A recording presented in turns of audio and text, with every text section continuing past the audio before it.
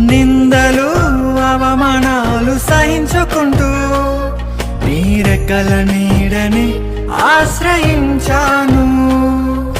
నీ వాగ్దానములను చేతపట్టి నీ ముఖముపై దృష్టి ఉంచినానయా.